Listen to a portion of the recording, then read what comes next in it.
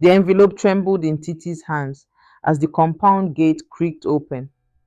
Through the rain, she saw her mother standing there, soaked to the skin, eyes wild with knowing. Somehow she had found out. Somehow she had followed. Now, as three generations of secrets stood facing each other in the storage unit, Titi realized that truth, like the Lagos rain currently pounding the metal roof above them, could either wash away the dirt or drown you completely. The week after Titi discovered Ada was her half sister, passed in a blow. She carried the envelope with her father's explanation everywhere, reading it between classes, on bus rides, before sleep. Each reading revealed new layers of the man she thought she knew. Her father had married young, barely 20, to his university sweetheart. Ada was born a year later, but the marriage crumbled when he took a job that required constant travel. By the time he met Mama Titi, Ada was living with her maternal grandparents and the divorce was final. I never told your mother about Ada, he wrote. At first, it was fear of rejection. Later, it became easier to keep the secret than face the truth. I supported Ada from a distance, saw her when I could claim work trips, when she needed me for university fees, for her wedding. I found ways to help without raising suspicion. But secrets have weight, Titi. After 25 years, I couldn't carry it anymore. The letter explained how someone, he suspected Auntie Clara, had seen him with Ada at a restaurant and sent photos to Mama Titi. The confrontation that followed had broken the fragile peace of their marriage. Your mother didn't just ask me to choose between her and Ada, the letter continued. She asked me to deny a part of my life, to erase my mistakes and my blessings. I couldn't do it anymore, not even for her. Titi hadn't told her mother what she knew. She'd barely spoken to her at all. The slap still lingered between them, not as pain, but as a boundary crossed. Meanwhile, Ada had offered Titi something her parents never had, a listening ear without judgment. At 29, Ada was both sister and aunt, both stranger and blood. She worked as a university lecturer and lived in a small apartment in Yaba with her husband. Will you visit me there someday? Ada had asked when they parted at the storage unit. Titi had nodded, uncertain but curious. Does Daddy live with you now? Ada shook her head. No, he has his own place. He doesn't want to complicate my marriage with his problems. The rains came early that week. Heavy Lagos rain, the kind that shakes rooftops and turns quiet streets into rushing rivers. Inside the compound, the Danjumas' balcony leaked, and Mama Titi's cooking gas refused to light. Everything that could go wrong went wrong. But it was the rain that brought them all to the corridor, forced by flood, power outage, and the reluctant need for human company. Titi sat by the railing, hoodie over her head, earphones in, but no music playing. She had learned to pretend well. It was her coping method, a way to feel present without being involved. From her position, she could see the Danjumas huddled together. Their child welfare inspection had gone well, from what she'd overheard. The investigator had found a home in transition, not perfect, but trying. A follow up was scheduled for next month. Mama Titi sat beside her but didn't say much. The slap between them had been followed by days of awkward silence, then careful conversation about school, about food, about anything but feelings. But today, something was different. Her mother seemed to be carrying a weight that wasn't there before. What Titi didn't know was that the letter still lived in her mother's wrapper pocket. She had read it 5 times since Sunday. Not Titi's letter from her therapist, a different letter. One that had arrived by courier 3 days ago, addressed in Mr. Akin's neat handwriting. In it, he had told her everything about Ada, about the first marriage, about the years of deception, about his guilt and his love for both his daughters, about his hope that someday they could all find peace, if not forgiveness. I should have told you from the beginning, he wrote, but I was afraid you wouldn't accept me, a divorced man with a child. Later, I was afraid you wouldn't forgive the lie. Now, I'm only afraid our daughter will grow up thinking secrets are easier than truth. From the other end of the corridor came David's giggles. He was splashing barefoot in a puddle that had formed where the roof leaked. His parents were laughing too, recording his joy on their phones.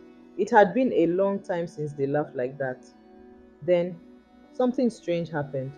Mr. Atkins stepped into the compound, drenched by the downpour, fully dressed in his office wear, holding a small black umbrella. He nodded briefly to the Danjumas, who fell silent at his appearance. Everyone knew he had moved out. Everyone had theories why.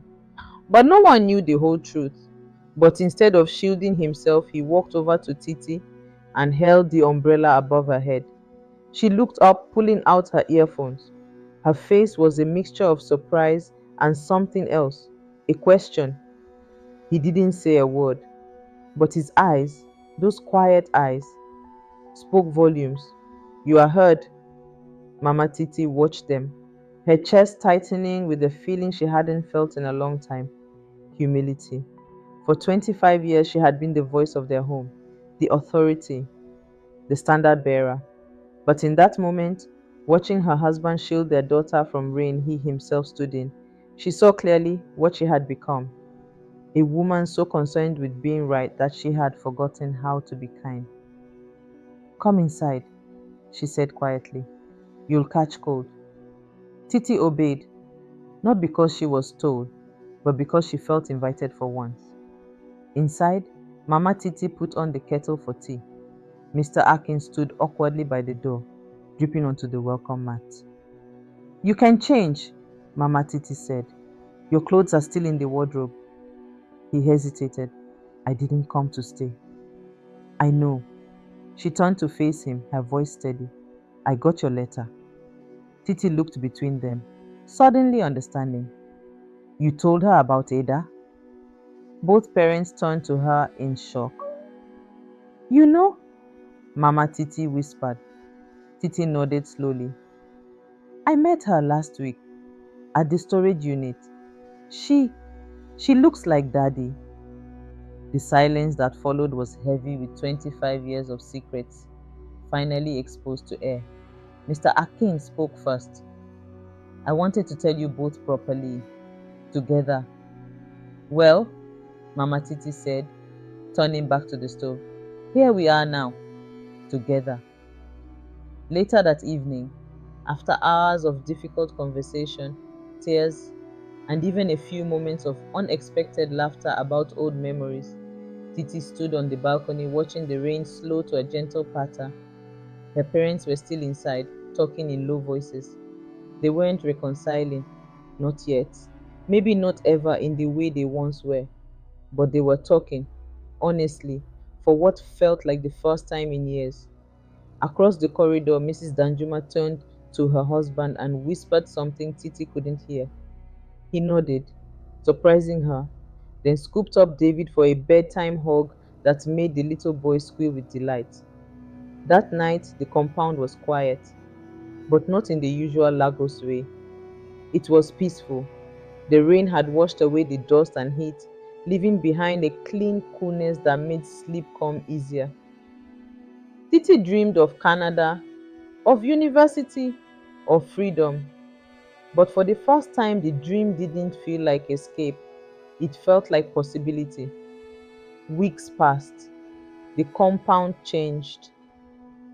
Titi started seeing her therapist with her mother now. Not every session, but enough. Slowly, they were learning to speak the same language again. She still planned for university abroad, but now with her mother's reluctant blessing rather than behind her back. She also began spending Saturday afternoons with Ada, learning about the sisters she never knew existed. They didn't call each other sisters yet. That word felt too big, too soon. But they were family in a way neither could have imagined before. Mr. Akin hadn't moved back home. Some breaks couldn't be mended that easily, but he came for Sunday dinners now and sometimes stayed to help Titi with homework afterward. At the dinner table, Titi started sharing jokes again. Her mother now listened, even when she disagreed. She was learning that parenting wasn't about control, but about trust.